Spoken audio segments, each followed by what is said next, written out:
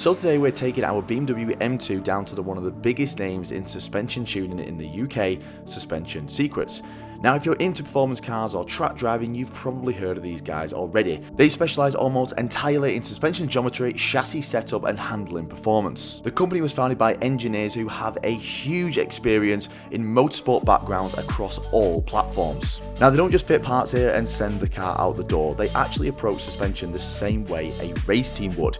They analyse the geometry, tyre temperatures and how the car actually behaves through the corners. They've worked on absolutely everything from BMW M cars, Porsches, Ferraris and McLarens. And not only that, they actually design and manufacture their own parts here in the UK. Now there's a few problems with our M2 which Ant is going to explain, so we brought the car down to Suspension Secrets to see if they can fix these problems. Yeah, so we're down at Suspension Secrets, get some stuff done on the M2. Now this is Ant and he's one of the lead design team here at AIRTEC, but he also knows what he's talking about because he's also a Ginetta racing driver. Yeah, we've done some time attack sessions and we've done a few test days with the car on track, and we noticed that the suspension was sort of struggling to keep up with the extra power that we've done, and that's running some of our products. We found it being very vague on the steering and be very soft on the rear and sit down. So for me, I personally found it being quite clumsy on track, especially with the power that we're running at the moment. I believe it was tuned at WG Motorworks at around 670. I've noticed that there wasn't much feel or progression in the wheel to turn in, but then when you would sort of try and exit and the car basically, the weight transfer onto the rear, I noticed that it would really squat, pick up the front and be a bit unpredictable. So we basically reached out to them and explained our issues that we're having. They said they experienced similar stuff with their sort of data and things like that, which is nice, getting the same sort of picture as us. So they're giving us a solution and a package that we can now run.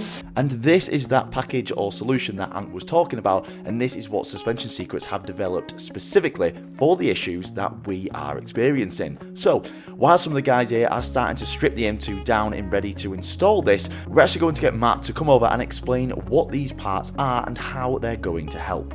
Yep, so today we're going to be fitting some rear traction arms, some rear tow arms, some front caster bushes and some front camber plates. So we'll start at the front and work backwards. So one of the biggest issues with this is understeer and a vague steering feel. So when we're out on track, we're going to be pushing through the tyre, and because we've got quite a grippy compound on this car, it's actually going to generate more issues with the actual camber settings on the car. As standard, the G87 doesn't have adjustable front camber, so we manufacture the front camber plates, which give you that ability to increase front camber, which means that through the corners, we can actually use all of that tyre contact patch. With the grip we've got in this car now, and it's a little bit lower, we're actually going to be rolling off that tyre contact patch through the corner, and it's going to be cutting through the outer edge, and it's going to be understeering. So with these fitted through the corner, we can get onto the tyre and we can maximise grip levels at the front of the car, getting rid of that understeer and maximising tyre efficiency as well. We also manufacture a little bit of caster into these plates, which is machined into the plate itself. So there's no need for a gauge, we just fit these to the car and the caster offset is automatically applied to the chassis, and this helps with that vague steering feel. So as standard, these cars feel a little bit woolly, a little bit disconnected through the steering. You struggle to know exactly where you're placed in the car, so as you're turning in, you've got to sort of guess where the car's going, wait for it to react, and then you know where the car's headed, as opposed to a more intuitive steering system like you'd have on a Porsche, for example, where when you turn that wheel, you know where the car's going to go, rather than waiting to see where it's going to go. So by adding caster into the system, that really helps with that feedback loop. To make that even better, we're going to fit the front caster bushes. So these again are purely there to get more caster into that front suspension assembly whilst utilising the stock components. So this pulls even more caster into the suspension system, again giving more feedback and steering to the driver, but also giving something called dynamic camber gain. So as we're turning the steering wheel, what caster does for the car is it actually increases camber on the outside axle. So that means that in a straight line we can knock a little bit of camber off to get more braking traction, but as we're turning the wheel through the corner we're gaining camber, so we're actually getting it where we want it and when we want it, using the caster to give us a little bit more camber. So with these fitted we're going to get a lot more front axle, a lot more feedback and a lot more confidence for the driver as well. Then moving to the back, we're going to be fitting some rear tow arms. So these are actually going to be fitted for camber reasons, not for tow reasons. So at the back axle on these cars, we've got two adjusters, one to do camber, one to do tow, and they have a very small range of adjustment. It means that when we increase the rear camber using the stock adjuster, we can no longer get the toe in that we need on the back axle, especially when the cars are lowered. So we can fit these rear toe arms so that we're not limited in terms of camber and toe adjustment. So we can get the rear camber exactly where we want it to match the increased front camber to get the balance right back in the chassis. But then we don't have to sacrifice any toe setting whatsoever. We can just get the toe using the adjustable length of the arm. And it also removes some rubber bushes from the standard arms just to get rid of a bit of flex and a bit of instability. So it's a win-win upgrade really on the rear axle. And then one of the issues that was mentioned as well with this car out on track especially is on corner exit, the car's sitting down and it's sort of just doing a little bunny hop and it's losing a little bit of traction on corner exit, which these cars are well known for. So to fix that, we're going to fit some rear traction arms. This is the last piece we'll be fitting today. So these effectively can be set to a slightly longer length than stock. We have the exact numbers on file that we're going to fit on this car today as well. When these are installed, what that does is it changes the rear kinematics of the actual rear hub itself. So under compression, this arm effectively goes into an arc pattern, into a swing, because it's going up and down as the wheel goes up and down. If you change the length of this arm, that arc pattern gets shorter or it gets longer, which means that you get less travel at the actual wheel itself. What this does though at the hub is under compression, as you get back on the throttle on corner exit, it allows the rear axle to very slightly rotate forward and actually dig the leading edge of the tyre into the ground, mechanically pushing that tyre down into the tarmac. This gives traction, hence the name traction arm, and lets you have a much smoother corner exit, getting back on the power earlier and getting out the corner a lot faster. So with the combination of these parts, a few bolt-on upgrades are going to give a big performance difference. These are sort of what we recommend as definitely a starting point if you're tracking the car, just to get those aspects out that we just discussed there and get a more enjoyable drive and better tyre life because you're using the entire more efficiently. And wow, how amazing was that listening to Matt talk about something he is clearly A, passionate about, and B, clearly knows a lot about as well. So now it's time to get the M2 up in the air and we need to start removing all of these arms. Now firstly we're going to concentrate on the front, and you actually have to remove quite a lot of the undertrays and the plastics just to access the bolt which holds this front arm into the chassis.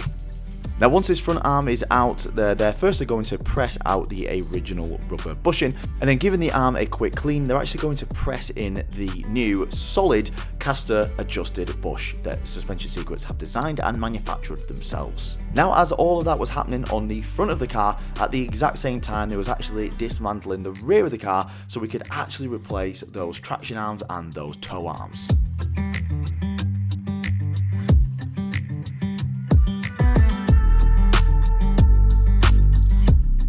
Now as a last minute decision while we were here, we decided to go with the adjustable front and rear drop links. Now once you lower a car, the standard drop links are effectively the wrong length. That can massively affect the preload of the anti-roll bar and mess with the suspension geometry. So adjustable drop links let you reset everything so the anti-roll bar is sitting neutral again. And the final thing left to install is the camber adjustable top mount. Now to do this, they simply just remove the strut from the top mount and just lower the hub with the strut attached. That way you can isolate the top mount, remove the top mount on its own, replace the top mount, and then simply jack the strut up back into the new top mount. A simple way of doing it without removing the whole coilover assembly. Now with everything attached to the car, of course we're going to have to do an alignment. And these guys here like to use string, and most garages will use something like a laser alignment machine like the Hunter system, which are quick and great for road cars. But in motorsport, a lot of engineers still use string alignment because it references the actual center line of the car rather than the machine. It lets you see exactly how the wheels sit relative to each other and the chassis, and that's why it's still used widely on race cars. It's easy to set up, you can carry it anywhere, and there's no sensors involved, which means there's less things to calibrate and less things to go wrong. We've got all the parts fitted now and it's setup time, so just a quick run around of the setup we're doing. We've got the car set with 10mm of rake angle, so that's the front lower than the rear. So the car's already pitched forward and sort of nose down attitude. So in a really heavy braking, we're not going to get a massive pitch effect of the car sort of rocking forward and down. It's already poised forward, so we're going to load that front tyre and keep the load on the outside front just to really help get it into the corner and give a lot more front end with the camber we've set as well. We've then got negative 3.3 of camber on the front, negative 2.4 of camber on the back. That's going to match these Advan tyres really nicely. Really nice numbers for track, but also still usable on the road. This isn't a road car as such, but it's going to be a really nice usable setting to get as much out of that tyre as possible. We've then got 1mm of toe out on the front and 2mm of toe in on the back. That's going to give the nose a lot more positivity on turning, help it really go when you turn the wheel and give that feedback to the driver. Then at the rear axle, the 2mm toe in is going to give a lot more stability, a lot more grip when we're on power, and it's also going to help with that corner exit traction as we're getting back out the corner, getting on the full gas. So as a package, much nicer, especially from what it rolled in as. So we're looking forward to getting this back out on track. And just like that, we are finished with the day, and it's time to get the M2 off the ramp and onto the ground. Now, a lot of these changes we are not going to see, but we most definitely will feel. But it's nice to see a couple of changes, like the rake of the car here and how it's sitting. So we'll see you guys soon when we're going to test this thing out on the track.